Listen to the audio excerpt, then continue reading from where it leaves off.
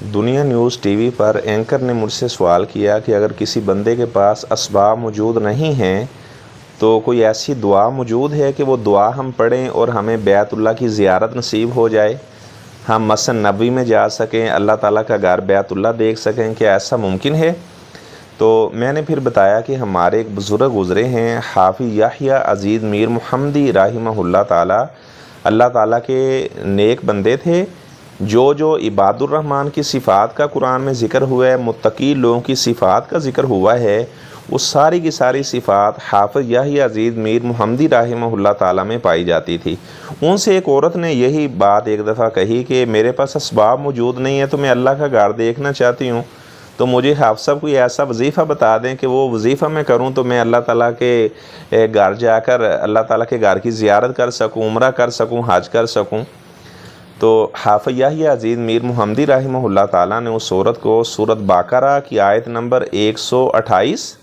یہ بتائی کہ آپ نے یہ والی دعا پڑھنی ہے، وَأَرِنَا مَنَاسِكَنَا وَتُبْ عَلَيْنَا إِنَّكَ أَنْتَ التَّوَّابُ الرَّحِيمُ۔ تو یہ 128 نمبر آیت ہے سورۃ بقرہ کی۔ سورۃ بقرہ قرآن مجید کی دوسری سورت ہے۔ اکثر لوگوں نے مجھ سے یہ سوال پوچھا کہ اس آیت کا آپ نمبر بتا دیں۔ اچھا، اس طرح سورہ فتح جو قرآن مجید میں ہے 26 نمبر پارے میں جو سورہ فتح ہے، سورہ فتح کی آپ نے آیت نمبر 27 وہ پڑھنی ہے، یعنی جو اس کا آخری رکوع ہے اس کی پہلی آیت، لَقَدْ صَدَقَ اللَّهُ رَسُولَهُ الرُّؤْيَا بِالْحَقِّ لَتَدْخُلُنَّ الْمَسْجِدَ الْحَرَامَ إِنْ شَاءَ اللَّهُ آمِنِينَ مُحَلِّقِينَ رُؤُوسَكُمْ وَمُقَصِّرِينَ لا تخافون فعلم ما لم تعلموا فجعل من دون ذلك فتحا قریبا۔ یہ والی آیت آپ پڑھیں، سورۃ بقرہ کی آیت آپ پڑھیں، انشاءاللہ اللہ تعالیٰ کی طرف سے ضرور آپ کو بلاوا آئے گا۔ آپ کے پاس اسباب اگرچہ موجود نہیں ہیں لیکن اللہ تعالیٰ کا آپ کے اوپر خاص کرم ہوگا، خاص اللہ تعالیٰ کی رحمت ہوگی،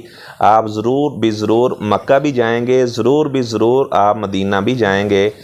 ہم اللہ تعالیٰ سے دعا کرتے ہیں جنہوں نے اللہ کا گھر دیکھا ہوا ہے انہیں بھی اللہ تعالیٰ بار بار جانے کی توفیق عطا فرمائے، اور جنہوں نے اللہ کا گھر نہیں دیکھا ہوا غیبی خزانوں سے اللہ تعالیٰ ان کی بھی مدد فرمائے، انہیں بھی اللہ تعالیٰ حرمین شریفین کی زیارتیں کرنے کی توفیق عطا فرمائے۔